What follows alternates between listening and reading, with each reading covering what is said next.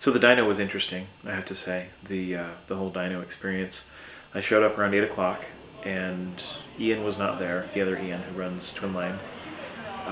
But Isaac was there, one of his co-workers, and instructed me to load the bike up onto the dyno, and we got it set up. And yeah, we got it set up and did a run, and it was fine.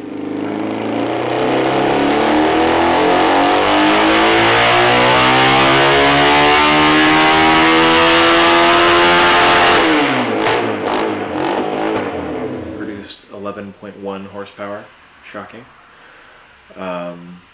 Shockingly low, I should say.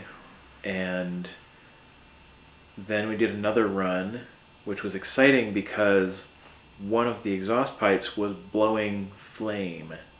Like hot gouts of flame were coming out of the exhaust pipe.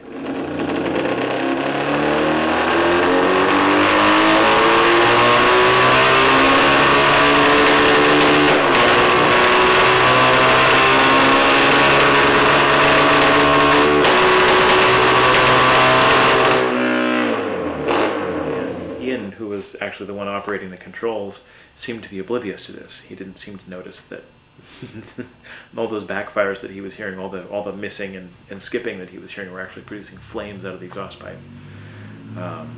So we stopped that run and debugged a little bit, and we decided eventually that it was probably the coil. Joy of joys, we've discovered that the coil's dead or something. So Ian is now working, other Ian is now working on getting the, he's got something. So, we're putting this coil on. It's only a $75 coil. Yeah.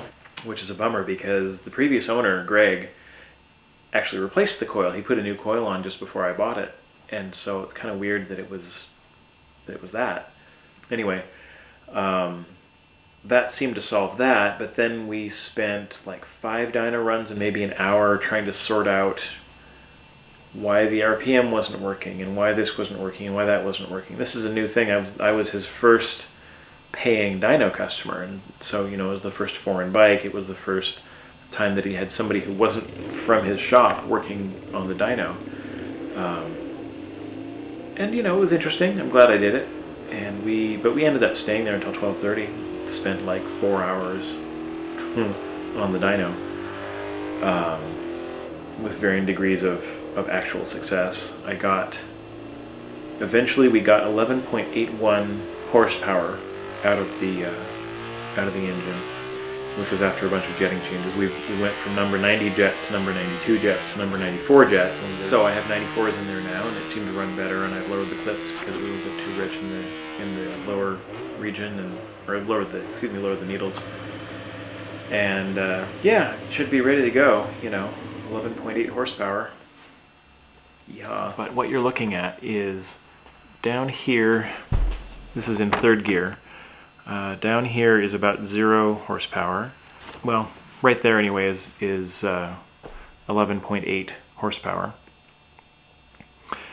And this is torque.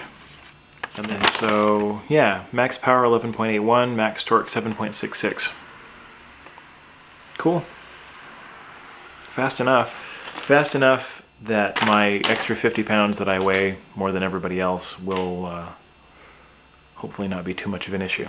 But we'll find out. We'll find out tomorrow or the next day, or maybe some other weekend when it's not snowing.